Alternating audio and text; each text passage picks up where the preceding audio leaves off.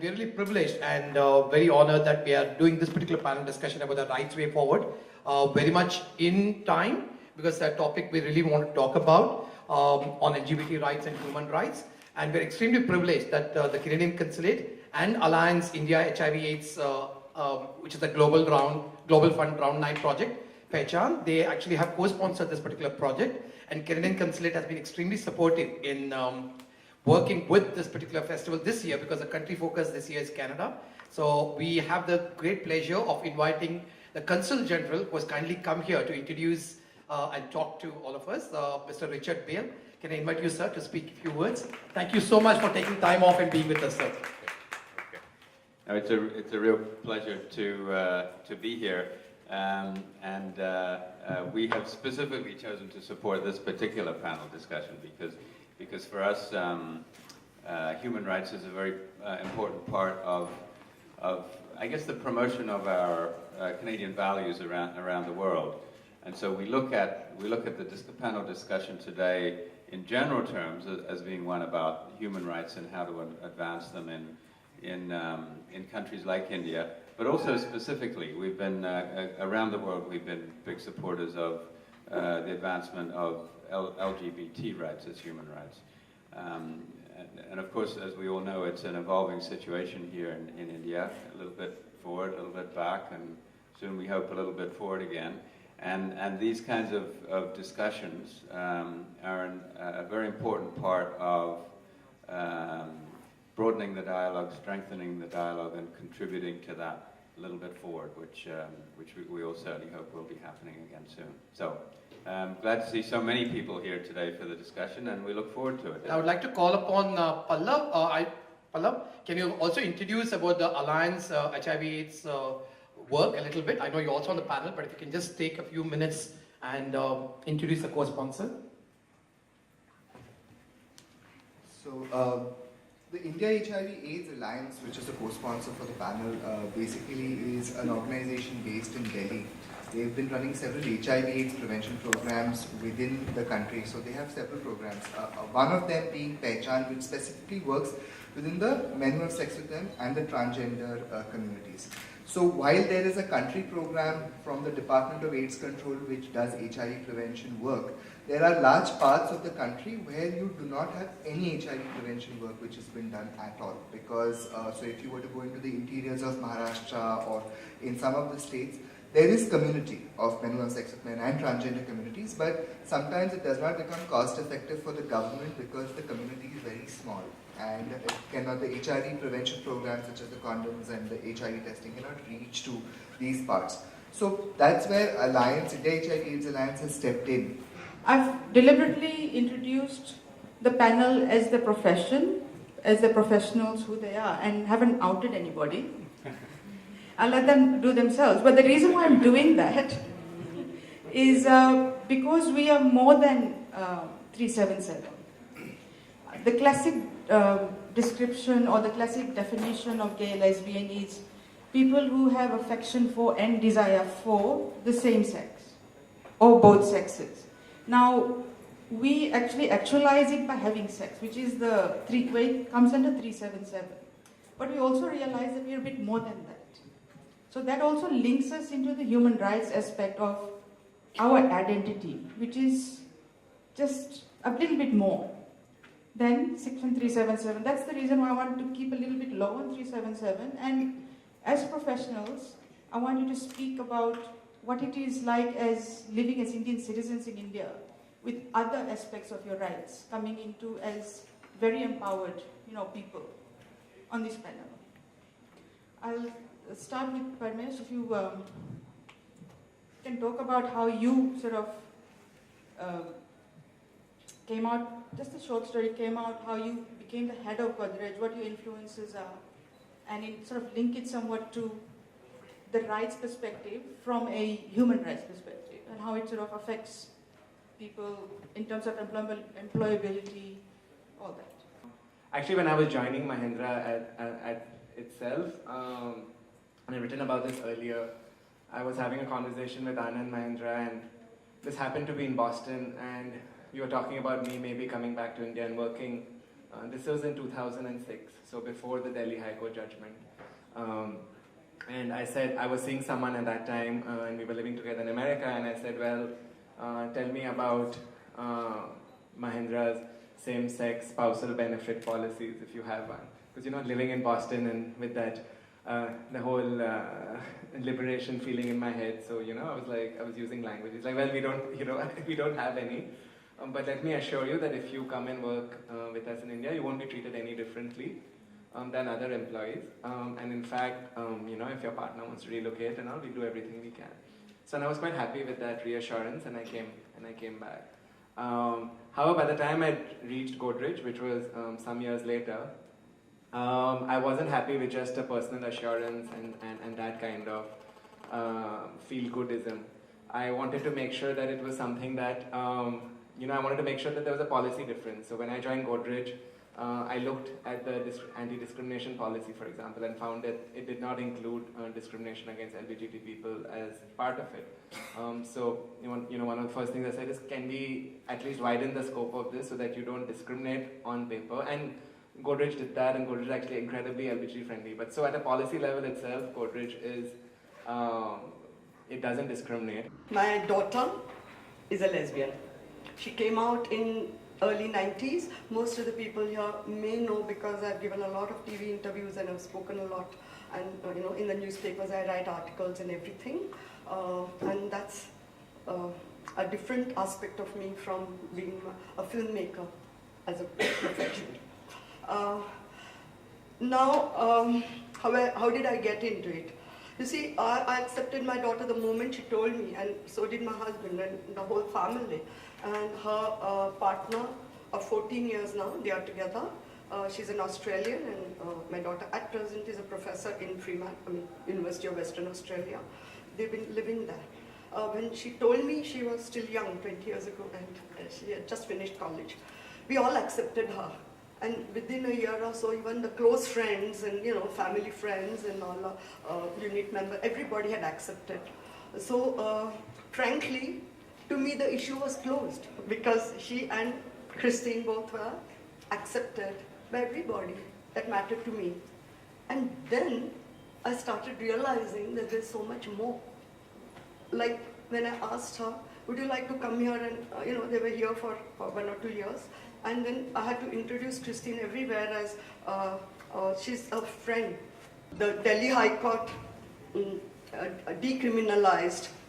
We all thought, wow, you know, now everything is going to be hunky-dory, and now if my daughter wants, she can always come and join JNU or something here, and Christine, and she, you know, like I was really dreaming, daring to dream. And then suddenly, other people went against it. So many petitions that he told, and many of you knew.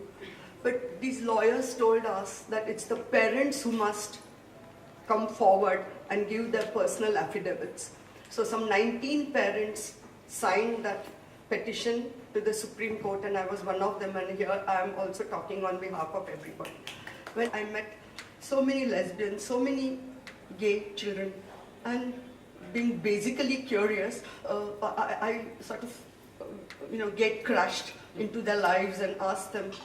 And I realized that parent support, which is not forthcoming or not being able to be out to parents, is one of the problems which is really, really affecting the LGBT community. And that made me very upset. And I realized that I must I must see to it that the parents and the children, at least at the parents support the children, the society, it will happen. Then the 2009 thing happened, and so we all started working very much, and then of course this Mr. Kaushal and all these people went against it, so we again petitioned. That time we thought Supreme Court will definitely make us win. Then our children will get all the fundamental rights. They'll be able to live with dignity. In my case, my child will no longer be an unapprehended criminal. So I'm appealing, whoever is listening, that all the parents to whom the children are out and they have accepted, at least they should come forward. they should join more. I wish it was full of parents, not LGBT communities. I'm really sorry. I really feel that. I'll ask Abina now to speak about this splendid judgment that came in April, the NALSA judgment. If you could let us know a bit more about it and the impact it's had. I just want to explain that what happened and actually we were not prepared. You know, after that 11, 12, 13 aftermath, none of us were prepared. None of even go to the, kind of Supreme Court because we were so sure that is, oh my gosh, if the Supreme Court is not being able to recognize the sexual identities of individuals, how do they will be able to be considerate about the gender identities? Fortunately, it happened the other way around. Just to recognize, and I was hearing Ashok some other day, and Ashok was talking about it, that the judgment itself, the transgender judgment which talks about the gender identity recognitions, it is so similar to the Delhi High Court judgment which talks about principles of Yoga Karta. It talks about equal rights, equal justice, it talks about acceptance, and it talks about individual, what you could say, it talks about whom do we consider as a transgender. The Supreme Court gives a right to an individual to decide what his or her gender identity is. It was really touching because, and it was such a sigh of hope, saying that when there's one set of judges who are considering us minuscule, there is another set of judges who are saying that is no matter what it is, you still have rights to live. You still have a gender identity to recognize with. Unfortunately, there's a huge amount of myths and misconception within the community also. So immediately after the transgender judgment came, the transgender started saying that the MSMs are criminal, but we are not. That's what it is, and I think Himangi knows about it well. We've been laughing about it. And recently I was talking to a media and I was trying to tell them that is though my gender identity is recognized, my sexual behavior is still a question. Because it does penalize me for Section 377, and the community has to understand that. The community has to understand that we are not divided on the gender identity and sexuality, but we are united on a stand of a law which is extremely discriminatory to a sexual behavior and the preferences of an individuals to accept and the way they are. What I feel that is, on one hand, it has given, the transgender judgment has given a huge amount of leverage for young youth transgenders to come out and say it's fine to be a transgender. We'd like to hear his story because he came out, 18, right? Or before that, publicly, whatever. He'll tell his story. But the issue is that he is also another guy who his sexual behavior was not the most important thing in his life. Yeah, I just remember my years of 16 to 17 to 18 being really suicidal as a child because I couldn't understand. I had accepted myself as that I was gay, but I couldn't come to terms with the fact that I was a very fiercely competitive child. I was doing very well in studies in school, but I just realized that my grades started kind of dropping down because I thought, what's the point of studying? Because at the end of the day, I am not supposed to be the one who goes to management school, or I'm not supposed to be the one who's supposed to go to being a doctor or an engineer, because that's not what gay kids do. And this was a stereotype somewhere in the 90s which was being kind of, put down my throat. And I just said to myself that no, you just kill yourself, or you need to kind of get over this. You cannot be in this continuous state of agony and self-flagellation about. And Bombay Dost at that point in time was just being launched. At 18, I was being exposed to a community in Mumbai which was totally underground, and I was meeting gay lawyers, doctors, architects, what have you, scientists, but for an 18-year-old child, it was very self-assuring to know that my sexuality did not limit the person I wanted to be. And I think those 2 years totally made me the bitch I am today. So if you can, I think because it just it taught me to hold myself even in a hostile environment. And my corporate work experience, I went on to do 2 master's degrees, and one was in master's in biotechnology, and then was an MBA in international business, and I worked in the corporate sector. And it was very often in the corporate sector that your sexuality is sometimes thrown in your face, because obviously if you're 30 and above and you're unmarried and you do not have that imaginary girlfriend on your arm, then you are obviously supposed to be gay, or a Casanova who's probably sleeping around every day or something like that. But obviously people are talking about you in the office. And then this whole thing of being gay was being thrown at my face, and I took it very well with a good sense of humor and gave it back as well. And it was very important to do that. We talk about human rights and all this. The issue I assume you get a lot is that people don't want to come out or don't want to be empowered, cannot feel that they can be empowered because it's just the one sexual act. Definitely, there's a lot of fear among people after the 11, 12, 13 decision that was out. We had people calling up and asking about, now what? Where are we going to go? We had several cases where people actually were thrown out of their rental places saying that, oh, you're homosexuals and now we don't want you here. We had women who came to us and said that we're thrown out of our places. It's then when we really thought, and myself as a community member, I decided now this is the time that I should be really coming out myself. And it was only the second day with Pallav that we were on camera and I said that yes, I'm from the community and would like to talk about it now. Probably, it's not always about the rights and the things that are written in the constitution or it's somewhere written in some legal papers. It's more about my daily life. For people who are living in the rural areas, like Pallav said, the Chandrapur, the Alwars, the Raisins, the Morenas, there people are not really knowing about what is written in your constitution and what is put up there in the big books of the laws.